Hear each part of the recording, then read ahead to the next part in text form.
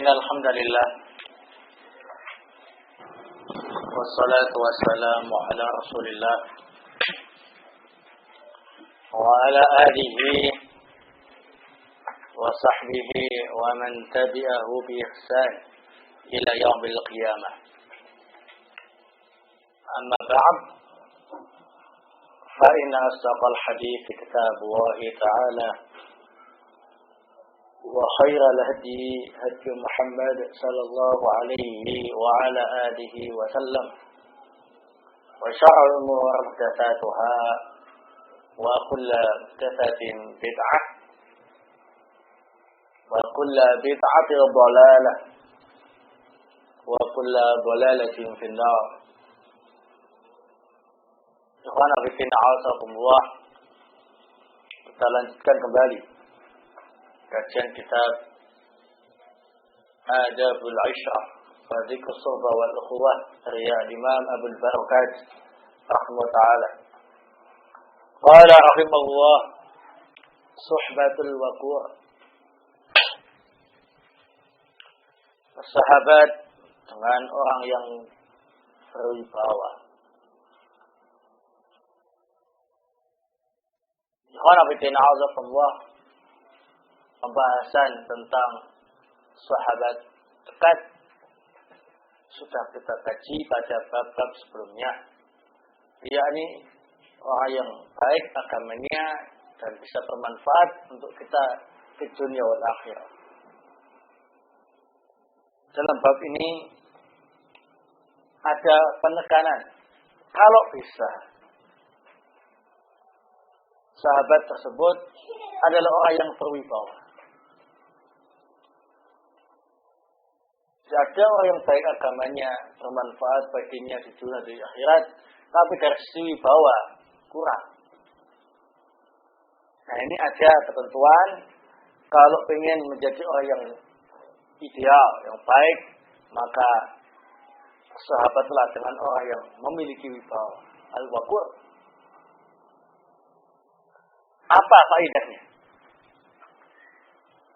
Wa minha suhbatu man yustahya minhu liyajurahu dzalika 'anil mukhalafat. Di antara bentuk pergaulan yang baik ialah bersahabat dengan orang yang kita malu di hadapannya. Malu di hadapannya.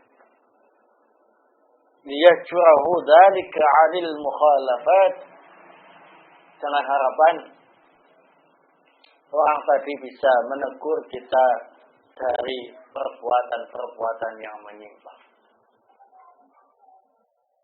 Nah, ini faedahnya. Kalau kita bersahabat dengan orang yang tidak berwibawa, itu biasanya kita tidak sungkan-sungkan melakukan sedikit-sedikit penyimpangan. Ya, sadar ataupun tidak. Tapi kalau kita bersahabat dengan orang yang memiliki wibawa, malu, sungkan. Kalau sampai kita kemudian melakukan hal-hal yang tidak baik, sekalipun kecil.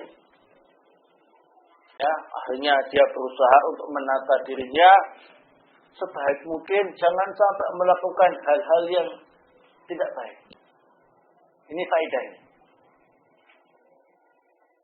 Faqad qala Aliun karramallahu wajhah. Dan sungguh telah berkata Ali karramallahu wajhah. Istilah karramallahu wajhah sudah kita jelaskan pada penjelasan terdahulu, yang tidak layak diberikan kepada Ali bin Abi Thalib, karena beliau adalah seorang sahabat dan sama dengan sahabat yang lainnya. Maka yang disyariatkan ialah doa radhiyallahu anhu. Beliau mengatakan ahyul haya'a bi mujalasati ma yustahya min. Hidupkan sikap malu dengan cara bermajelis dengan orang-orang yang memang kita malu bila melakukan sesuatu di depannya. Nah, jadi kalau kita ingin melestarikan atau membina atau menjaga sifat malu kita yang itu mendatangkan kebaikan tentunya ya. Al-haya khairun kullu. Yang namanya malu itu semuanya mendatangkan kebaikan.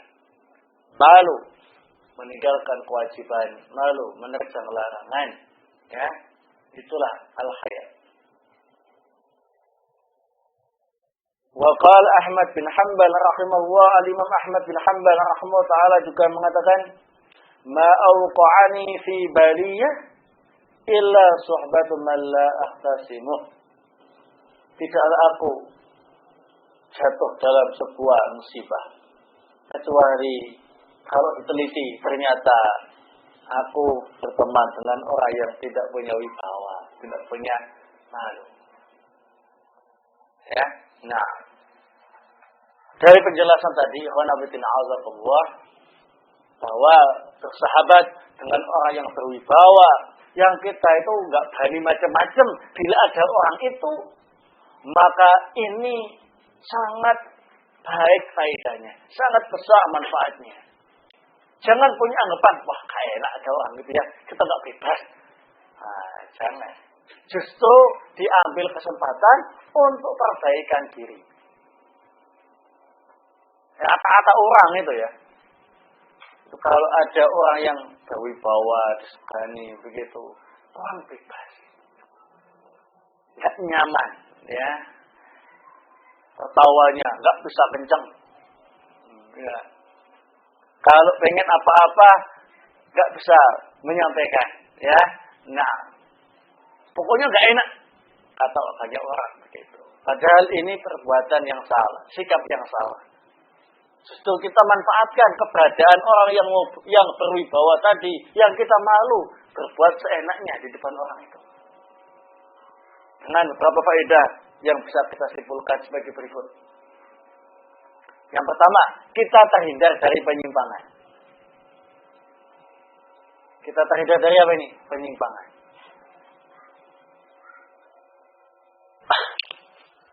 Kok bisa? Seperti yang dijelaskan tadi. Mau begini, malu. Mau begitu, malu. Akhirnya dia diam saja. Ya, tidak bisa melakukan apa yang dia inginkan. Ya, nah. Mau goda perempuan lewat, malu. Pada kebiasaannya itu, ya. Malu. Kenapa ada orang yang berwibawa di situ? Yang kalau benar-benar goda akan terkena sentilan nasihatnya, ya. Nah, terhindar. Lain, kalau teman-teman pergaulan kita itu enggak ada yang berwibawa, ya. Nah, orangnya enggak ada yang serius. Ya, orangnya juga mau gue, saya enaknya sendiri, begitu ya. Nah, jadi gak sungkan-sungkan, ngomongnya ceplas-ceplas, melakukan apa saja yang dia kehendaki seenaknya. Padahal di situ ada unsur-unsur penyimpangan.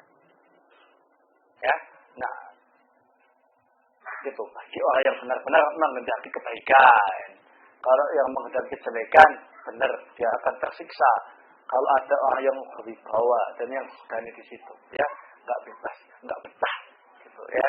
Tapi kalau orang itu menghendaki kebaikan, justru dia akan mengambil kesempatan itu dengan baik. Faedahnya tadi apa?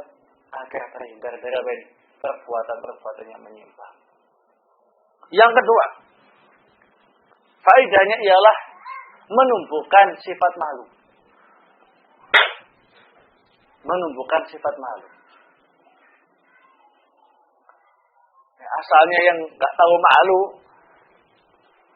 dengan adanya orang yang mau berwibawa, yang disegani, maka dia pun berusaha untuk apa ini?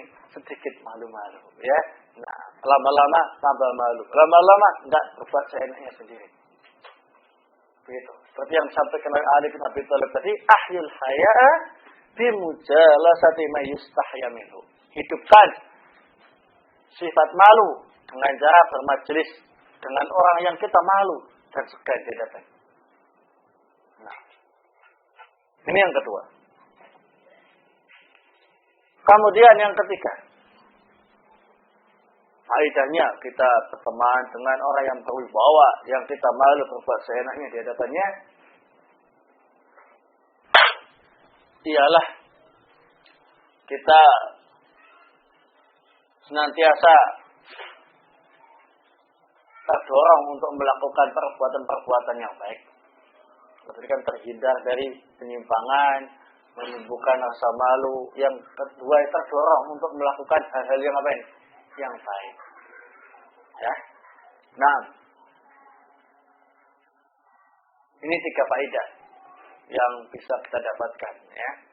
Jadi jangan sampai kita kemudian merasa tidak bebas, merasa tidak nyaman kalau ada orang yang berwibawa, yang Masya Allah kita itu segan berbuat seenaknya. Kalau ada orang itu merasa enggak enak, merasa kepanasan, kemudian meninggalkan majelis itu, cari yang sifatnya gaul-gaul, ya.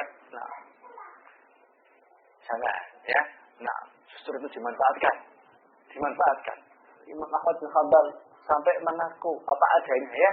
Kalau tertimpa suatu musibah, entah apa yang sifatnya itu ya kesalahan, ya. Ternyata setelah beliau teliti itu, karena yang ada di sekitarnya itu orang-orang yang tidak berwibawa, yang beliau tidak sungkan-sungkan kepada mereka, ya. Nah, mudah terdorong untuk melanggar aturan-aturan yang ada, ya. Kalau tidak percaya, wah silakan saja, ya. Nah, coba kalau kemudian kumpul sama orang-orang yang biasa nongkrong di pinggir-pinggir jalan, ya memang nggak punya rasa malu, nggak berwibawa, ya. Nah, kita melakukan sepuasnya apa yang diinginkan oleh hawa nafsu kita, nggak ada yang melarang, nggak malu-malu, ya kan? Lama-lama tadi itu gampang menyimpang, meninggalkan kewajiban dan hilang rasa malunya. Waliyadzubillah. Nah, dari satu sisi dia bebas sebebas-bebasnya, tetapi madaratnya sangat besar sekali. Waliyadzubillah. Nah, kemudian selanjutnya, qala rahimahullah, al-ikhlasu fi suhbah. Ikhlas dalam bersahabat. Apa maksudnya? Ya, kita ini dalam menjalin sahabat dengan seseorang, menjalin persahabatan dengan seseorang, itu niatkan lillah, semata-mata karena Allah, wa fillah, dan semata-mata di jalan Allah, wa ala ta'atillah, dan di atas ketaatan kepada Allah Subhanahu wa taala. Jadi yang dimaksud dengan ikhlas di sini ada 3. Lillah, fillah, ala ta'atillah. Lillah, murni karena Allah. Arti dia menjalin persahabatan itu bukan karena sama-sama teman sekerja, atau mungkin karena pernah dihutangi, atau karena diberi, atau ingin mengambil manfaat-manfaat duniawi yang lainnya, atau supaya bisa menikahi anaknya, atau bisa jadi mantunya, atau kepentingan-kepentingan yang lain yang bukan karena Allah. Nah, ini persahabatannya tidak murni, tidak ikhlas, ya. Nah, dan tidak langgeng. Tidak langgeng. Kalau apa yang diinginkan tadi itu tidak tercapai, putus. Kita bukti, ya. Nah, dia bersahabat dengan seseorang yang biasa memberinya. Dan kalau orang itu bangkrut, nggak pernah ngasih, tinggal. Kenapa? Apa yang diinginkannya sudah tidak bisa dipenuhi lagi dengan bersahabat dengan orang tadi. Ini tidak murni. Masya Allah, jangan sampai hal itu kita lakukan, ya. Nah, ini terbukti atau bisa dibuktikan tatkala apa yang diinginkannya tadi tidak terpenuhi. Misalkan kita biasa memberi orang itu, kok dia semakin lama semakin baik sama kita, ya. Ini kita belum tahu orang ini benar-benar murni menjalin persahabatan dengan kita karena Allah atau karena pemberian kita tadi. Baru terbukti di saat kita tidak mampu memberinya lagi. Ya, saya sekarang sudah tidak punya apa-apa. Ya, nah, oh begitu, bangkrut bos ya. Nah, maaf, selamat tinggal. Akhirnya dia cari bos-bos yang lainnya. Lupa dengan bos lama. Kenapa? Bangkrut. Tidak bisa diharapkan. Malah bosnya hutang sama dia, diketawain. Masya Allah. Nggak iling ya. Nggak iling dia nih ya. Ya ingat, kalau dulunya biasa diberi, sekarang ketika yang memberi itu bangkrut, dia meninggalkannya, dan bahkan ketika minta bantuan, dia malah menertawakannya.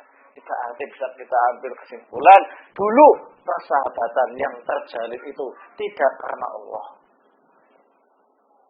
Murni karena bantuan dan pemberian tadi. Nah, kadzalika. Ya. Kemudian prinsip ikhlas dalam persahabat yang kedua ialah fillah. Yakni di jalan Allah Subhanahu wa taala.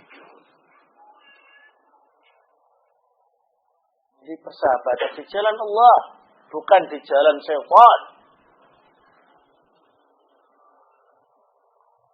Ya. Nah, di jalan yang benar, bukan di atas jalan yang batil. Nah, persahabatan yang benar-benar ikhlas karena Allah itu. Bersahabat dengan orang karena apa ya? Orang itu berada di atas jalan yang benar, di jalannya Allah Subhanahu wa taala. Nah, sehingga ketika orang ini sudah tidak mau berada di jalannya Allah Subhanahu wa taala, bahkan lebih memilih jalannya syaitan yang batil, maka orang ini sudah tidak bisa kita harapkan untuk menjadi sahabat dekat kita. Ya, nah, itu namanya fillah.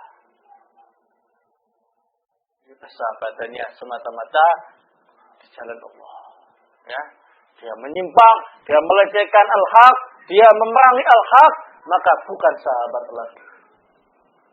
Ya, dia di satu sisi, kita di sisi yang lain.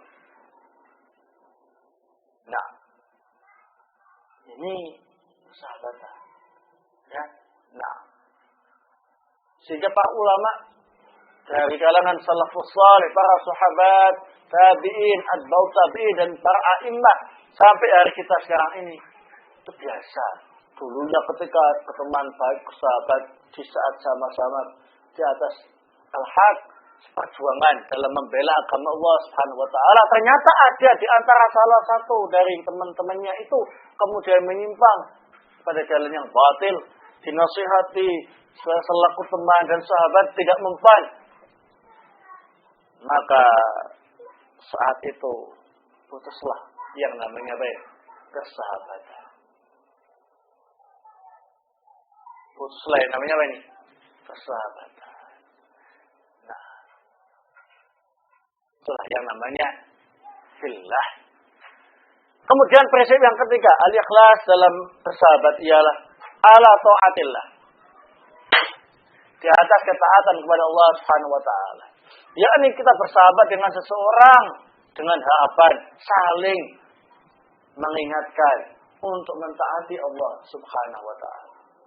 Kita bersahabat dengan seseorang tadi itu dengan harapan orang tadi itu selalu mengajak kita untuk berbuat baik, mentaati Allah Subhanahu wa taala.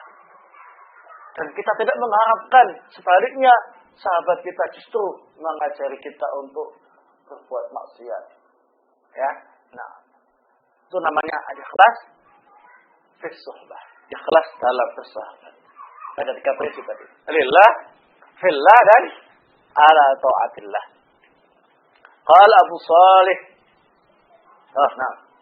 Wa minha ayyura'iya fi suhbati ikhwanihi salahahum la muradahum wa dilalatahu ala rusdihim la ala ma yuhibbunahu. Di antara prinsip dalam bergaul, yakni kita memperhatikan ketika bersahabat dengan teman-teman kita, memperhatikan kebaikan mereka, la muradahum, tidak ingin menjadikan mereka sebagai sasaran keinginan, wa dilalatahu ala rusdihim, dan menunjukkan teman kita ke jalan yang benar, la ala ma yuhibbunahu, bukan di jalan yang mereka senangi. Ya, nah, ada jalan-jalan sesat yang mereka senangi. La, nah. Qala Abu Shalih Al-Murri rahimahullah ta'ala. Al-Imam Abu Shalih Al-Murri rahimahullah ta'ala mengatakan, Al-mu'min may yu'ashiruka bil ma'ruf wa yadulluka ala salahi dinika wa dunyaka. Wal munafiq may yu'ashiruka bil mumadza'ah wa yadulluka ala ma tastahihi. Wal ma'sum man farraqa bainal halain. Orang mukmin yang baik adalah orang yang bergaul dengan Anda bil ma'ruf, dengan cara yang baik, dan menunjukkan Anda akan mendapatkan kebahagiaan, baik kebahagiaan agama dan dunia, kebaikan dunia dan kebaikan agama. Sementara orang yang munafik itu adalah orang yang bergaul dengan Anda bil mumadza'ah. Mumadza'ah itu ialah dengan banyak tipuan, pura-pura dan tipuan. Pura-pura di depan kita baik, ternyata ada udang di balik batu. Sering nipu, sering mengkhianati kita, sering melakukan hal-hal yang tidak sesuai dengan syariat. Wa yadulluka ala ma tastahihi, dan menunjukkan engkau untuk memenuhi seluruh selera hawa nafsumu. Ya, wal ma'sum man farqa bainal halain. Orang yang ingin terjaga dari kesalahan harus bisa membedakan dua keadaan orang semacam itu. Ini jelas sekali. Ya, kalau ada teman kita ketika bersahabat dengan kita menunjukkan sikap yang baik, kemudian sering menasihati kita supaya agama kita jadi baik, dunia kita juga jadi baik, maka bersyukurlah sahabat Anda tadi adalah seorang mukmin yang baik. Tapi kalau ada teman kita yang ketika bergaul sama kita sering berpura-pura, di depan kita baik, tapi di belakang kita mencoreng nama kita, sering mengkhianati kita di belakang, kemudian sering mengajak kita untuk memenuhi selera hawa nafsu kita. Kamu kan dulu biasanya mabuk-mabukan kan? Kali-kalilah ya, supaya gak stres. Kamu kan dulu biasanya main kartu di pinggir-pinggir jalan, ya kan? Saya sekali-kalilah ya, gak stres sih. Ya, kamu kan dulu suka di lokalisasi WTF itu, ya. Nah, sekali-kali ke sana, gitu, ya, kesempatan, ya. Nah, istrimu lagi libur, gitu. Tunjukkan demikian. Kamu dulu kan sering nonton kan di gedung-gedung bioskop, ya. Ayo, sekali-kalilah, nggak usah menghadiri majelis taklim, ya. Nah, bosan kita itu saja, ya. Kali-kali, ya. Nonton bioskop, ya. Ini acaranya sedang asik, ya. Rame, ya. Seram, ya. 17 tahun ke atas. Hati-hatilah Anda dengan orang semacam itu. Orang ini terkena penyakit munafik. Kalau Anda ingin terjaga dari kesalahan, maka Anda harus bisa membedakan antara keadaan yang pertama dan keadaan yang kedua. Keadaan yang pertama, teman yang mukmin yang baik. Keadaan yang kedua ialah orang munafik yang memang berpura-pura baik di depan kita, tapi ada udang di balik batu untuk menghancurkan agama kita dan menghancurkan dunia kita. Ya, nah, baik. Ya, ini. Jadi prinsip ikhlas dalam bersahabat sangat menentukan, ya.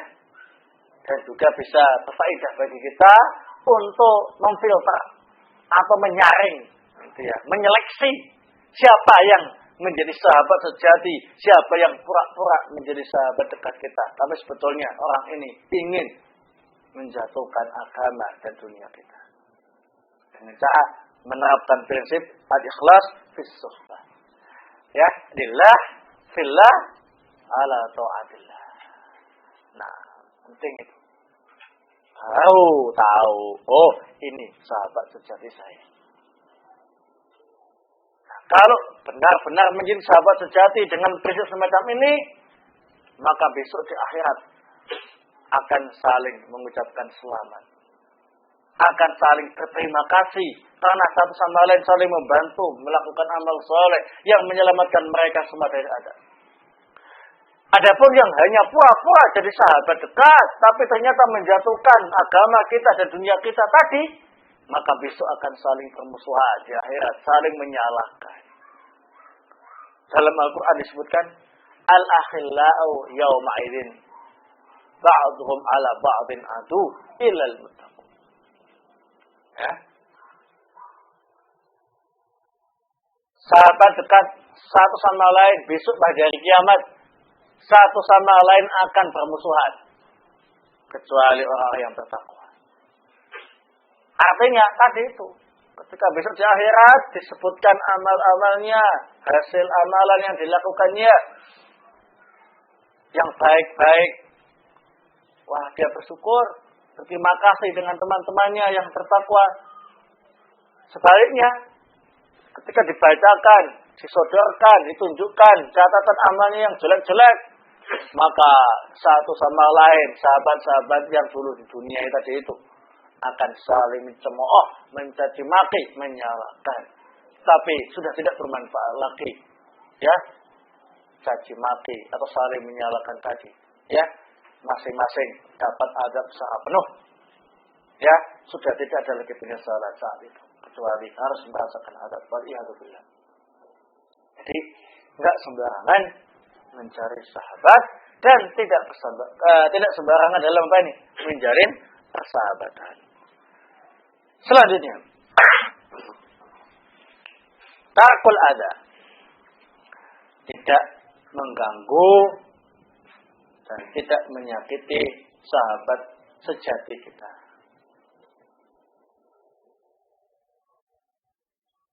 Nah, nggak suka usil ini ya. Nah, jaga perasaan mereka, ya. Nah, jaga kepercayaan mereka. Jangan sampai kita sakiti hatinya, jangan sampai kita lukai perasaannya atau kita mengganggu ketentramannya. Ya. Nah, wa minha alla tu'dhiya mu'mina wa la tujahila jahila. Nah, di antara prinsip dalam bergaul ialah Anda tidak boleh mengganggu, menyakiti orang mukmin, dan Anda tidak boleh berlaku bodoh di hadapan orang yang bodoh. Apa maksudnya? Nah, orang yang bodoh itu biasanya suka ganggu kita, suka berbuat jahil sama kita, maka jangan dibalas dengan tindakan bodoh. Ya, seperti dalam hadis riwayat Imam Bukhari dan Imam Muslim dari sahabat Anas bin Malik radhiyallahu taala anhu. Anas bin Malik pernah bercerita, kuntu amsi ma'an Nabi sallallahu alaihi wa ala alihi wasallam. Saya dulu pernah jalan-jalan bersama Nabi sallallahu alaihi wa ala alihi wasallam. Wa alaihi burdun najrani. Beliau saat itu menggunakan baju dari Najran. Ya. Nah, yang kasar ujungnya. Ya, yang bahan-bahannya kasar. Ternyata ada seorang Arab Badui yang langsung menarik baju Rasulullah sampai aku melihat di perbatasan pundak sama leher beliau itu tergores luka karena sangat keras tarikannya. Bajunya kasar, ditarik dengan keras, akhirnya lecet bajunya Rasulullah. Sambil mengatakan, "Ya Muhammad, wahai Muhammad, berikan harta sedekah yang ada padamu untukku. Saya kasih uang." Begitu dengan keras. Maka Rasulullah menoleh, fadhahika. Ternyata Rasulullah kemudian tertawa, ya. Kemudian memerintahkan para sahabat untuk memberi harta sedekah kepada orang Badui tadi. Apa faedahnya? Itu orang bodoh, orang Arab Badui itu orang dusun, enggak punya tata krama, jauh dari ilmu dan pendidikan. Biasa kasar, enggak punya sopan santun. Itu namanya orang jahil. Ya Rasulullah digitukan, tidak membalas dengan tindakan bodoh. Namanya wala tujahila jahila. Dikali alaihi salam, inna Allah yakrahu adal mu'min. Sesungguhnya Allah membenci perbuatan menyakiti orang yang beriman. Nah,